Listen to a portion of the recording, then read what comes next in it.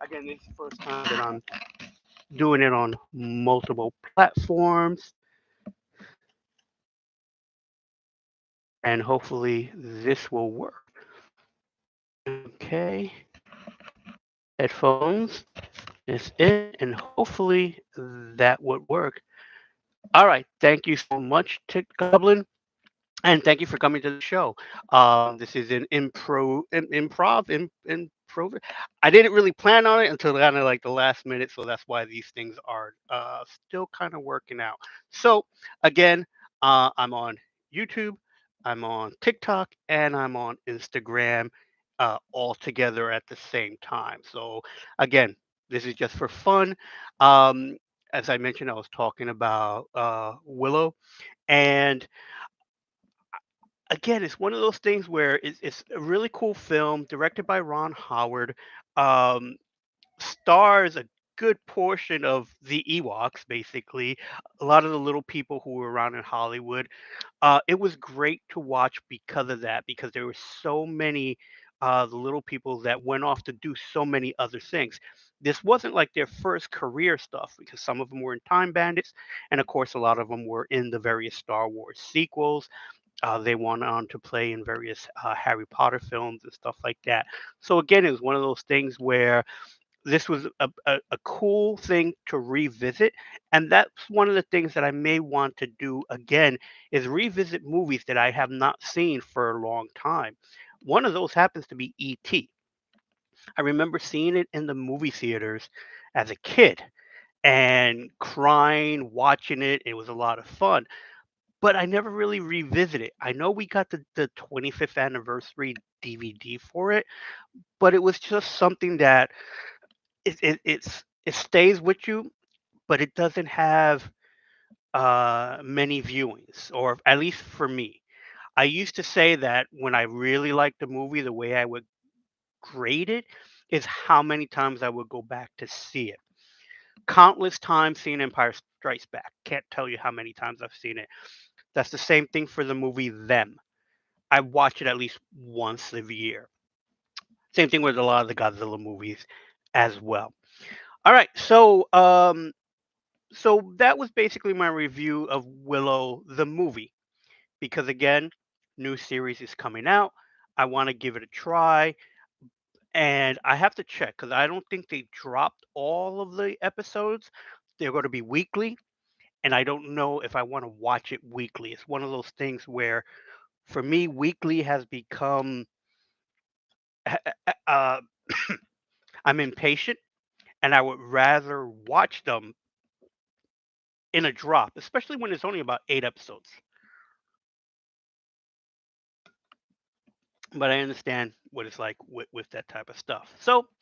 Um, so I'm looking forward to the TV series.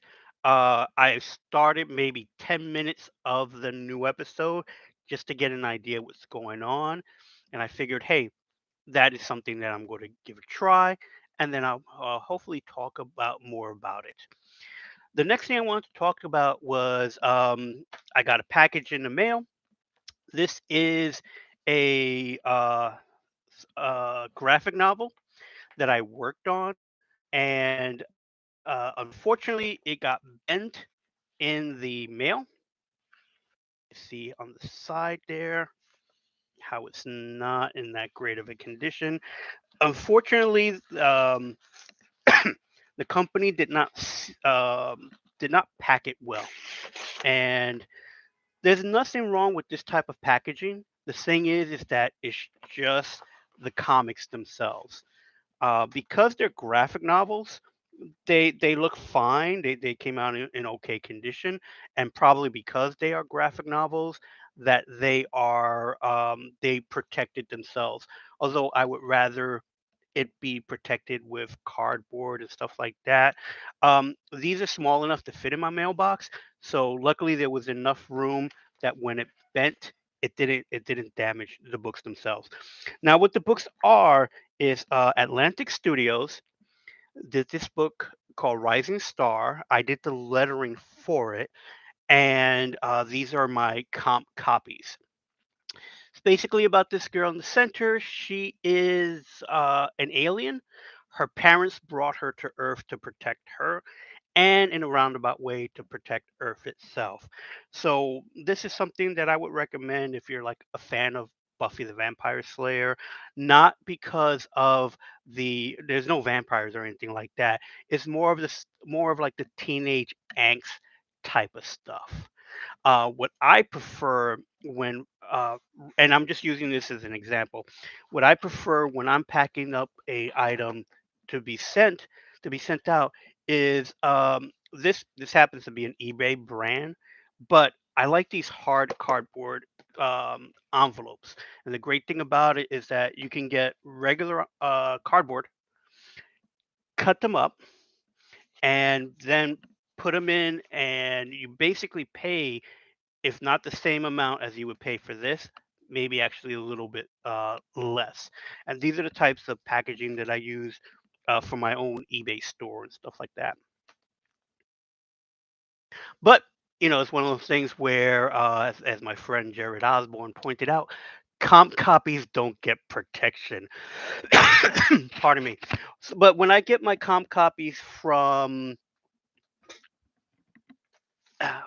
paper cuts, they come in a box like this, which is a cool hard box because this they get like 4 to 5. I get about 4 to 5 cover trade paperbacks in that for the work that I do for paper cuts for the lettering that I do for them. So that's what I wanted to mention is that when you're packing away stuff, especially if you're self-publishing stuff and you do Kickstarters or you do Indiegogo and things like that, the people who are buying the books are collectors and they do want to keep them protected as much as possible. So next, I wanted to talk about a couple of toys that I got in recently, and the first one up is from Neca. This is the Mummy, Boris Carlyle Mummy. Now, it was going to be a toss up between getting this one or getting the glow in the dark one that they had. The glow in the dark one did not come in a box, it came package. I do not have an example right here, but it came in a the regular cardboard in the back, the bubble in the front type of package, kind of like the um, old school toys. And that one glue in the dark, and it was like back and forth whether to get this one or get the other one. But I figured I do like the box. I like the way it opens up, and the box art. The box art is important because, again, this is kind of like the movie poster itself. So let's let's crack this one open. So yes, I am now opening my toys. I can hear the gasps in the background as people aren't sure what to do. Ooh, I even broke it a little bit. Look at that. Let's So I am one who likes to open his toys. I don't mind that. I like to display them when I do have room. And I'm slowly converting my studio, which is half of my living room. And I'm going to be bringing them over to my sister's old room. She had moved out. So I am going to convert her room into a toy room, comic book room slash studio. Oh, so these NECA ones they have like a plastic rubber band on them, keeping them in. If I knew that, I would have popped it open sooner. Okay, so it comes with 2 extra heads. So it's 3 heads all together, a bunch of different arms, some extra wrapping, and a little case, which I'm guessing is his. If I was to guess, it would be where the uh, Copic jars would go into uh, type of thing. Let's see. Does it open? Oh, it does open. So it pops open. and it has a little note inside. You mustn't read from the book. And it's some text in Egyptian. So I'll decipher that later. Not that I can read Egyptian, but it might be connected to the movie. And that's another movie that I have not seen in decades.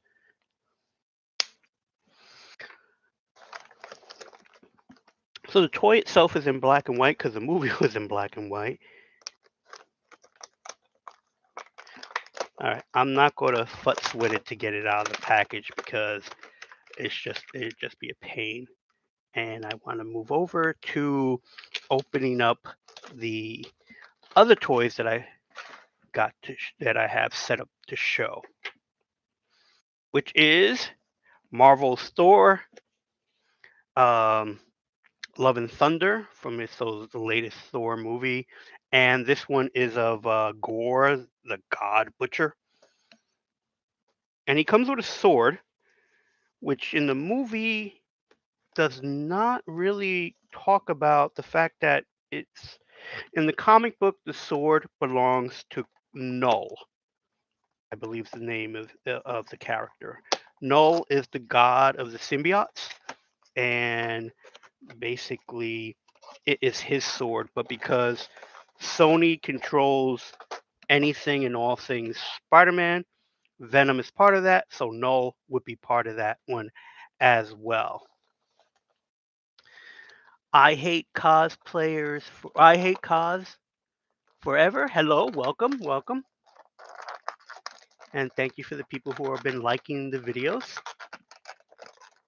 So, Gore the God Butcher comes with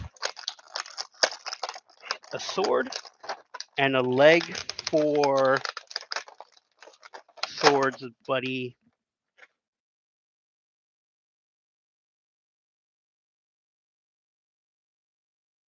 Huh, Korg.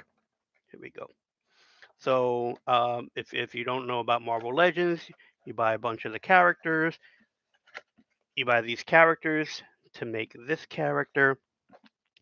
So right now, um, I got a leg. And what's funny about this, I cannot help but think about when my parents used to buy us toys way before the Marvel Legends came out. A lot of times I had to share my G.I. Joes with my brother Fred. And I would think now with these would be kind of funny. It's like, all right, you can play with this character and you get a leg. So it's like, I got a leg. But marketing wise, I feel that I need to complete it. I had no intention of buying this particular line. Most of the Marvel Legends characters that I have are the Marvel Legends are the superhero stuff because I've been collecting the Marvel Legends superheroes that were characters that appeared in the Secret Wars series, the original Secret Wars series. So I wanted to get all those characters, those 21 superheroes. I don't know the numbers of the villains, but I originally were collecting those. So the other stuff themselves were more of just characters that I like. So as far as the live action characters are concerned, I only have like Spider-Man since he's my favorite character, my favorite superhero. I have the live action ones, so I have that line from it. So as far as the other characters, I have Captain America and I think the Hulk, and that's pretty much it from the Marvel Legends line for the live action MCU. So he comes with the sword. It fits in his hands.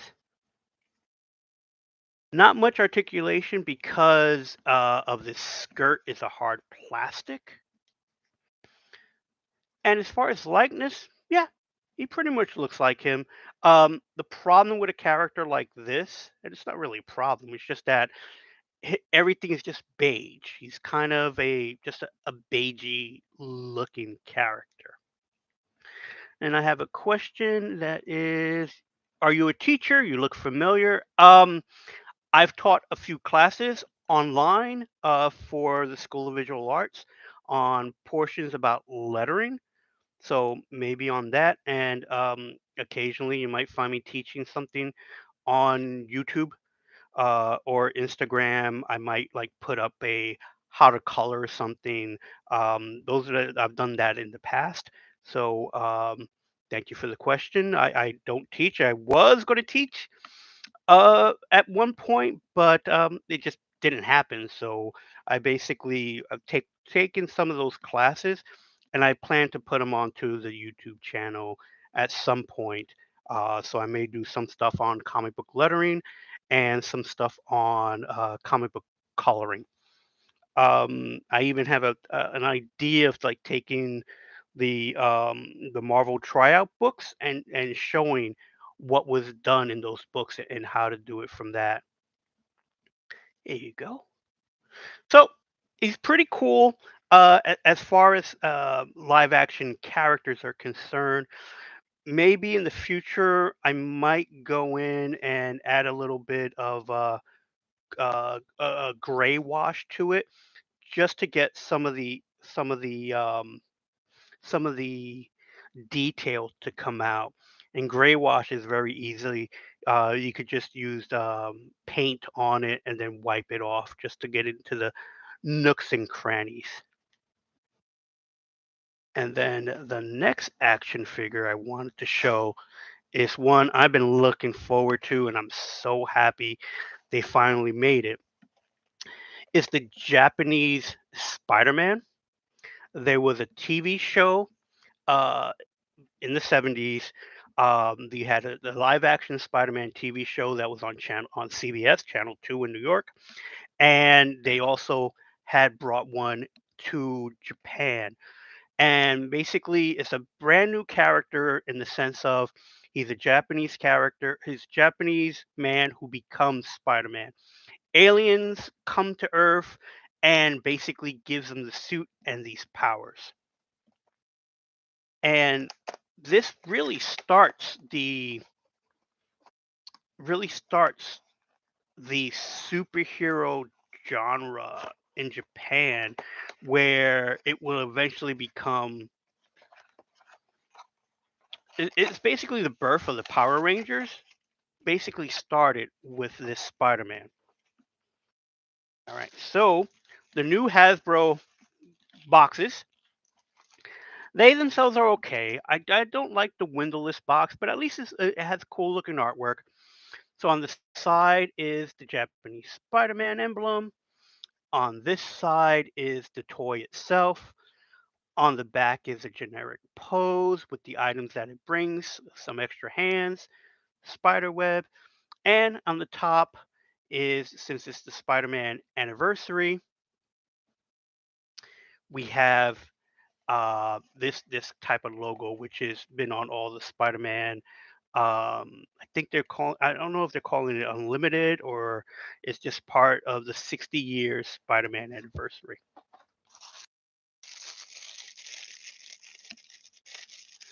Let's see. So this is how they're now packaging them, where there's it's a little bag. So we have a web line.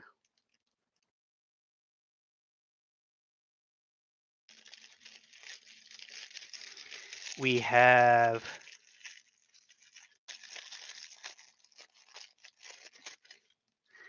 a a splash of spider web. So I guess that could go like on a wall or something. Here's another one, or it could probably go on the top of the. It could probably connect on there like that. And then we have his hands are fists.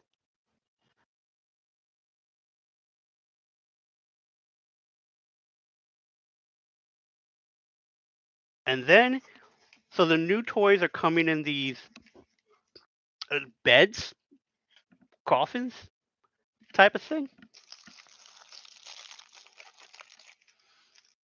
And granted, I, like many other people, when they found out that these things are in cardboard like this, were worried that people may steal them and put either another figure or just take the figure out of the box. But unless they take out this whole thing and just put in a loose figure, it's kind of safe, I guess I would say, um, from someone doing it on the storefront. But you never know. It's just one of those things where it can be worrisome. I prefer it to be in the container, in the window package, just because I know a lot of people like to display them right on there. But again, it's one of those things that um, it's how the action figures are going now. All right, so here is the first look that I have of Japanese Spider-Man.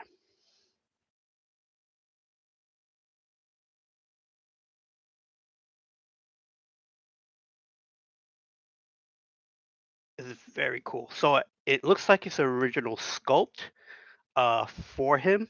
Although I wonder maybe if you change the head and put a belt on him, we can make the Spider-Man from the 70s, the Nicholas Hammond Spider-Man. The joints are very tight, so I don't want to force them. So I'm going to maybe have to heat up the character. That's the thing with these Marvel Legends. He feels plasticky. He's a he's an action figure toy, but this knee will not bend. Okay, so it bends there, but doesn't bend up here. Okay, no swivel. Huh. I like how he has more like slippers than the boots.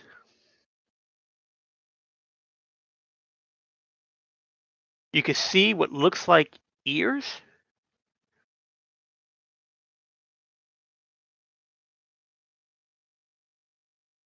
He does not have a butterfly joint. I know some people have mentioned that they can't go and do crazy poses. I'd be just happy if you could do the poses from the TV show. Now, the only thing he's missing is really his robot. So that was the thing with these types with this character.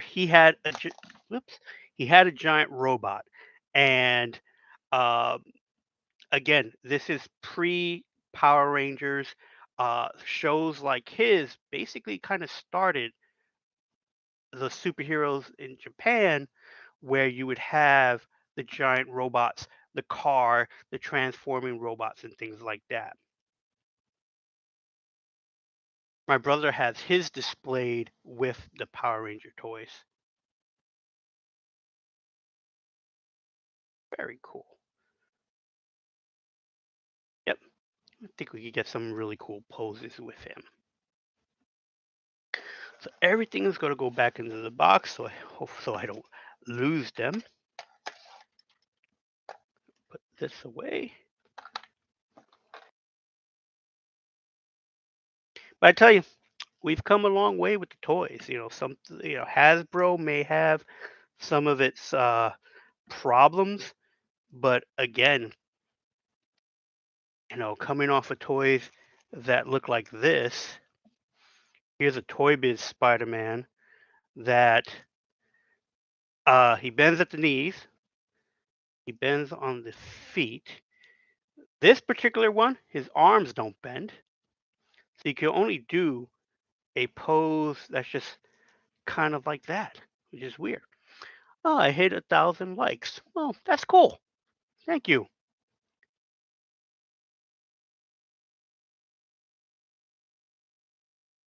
Okay, just scrolling through that.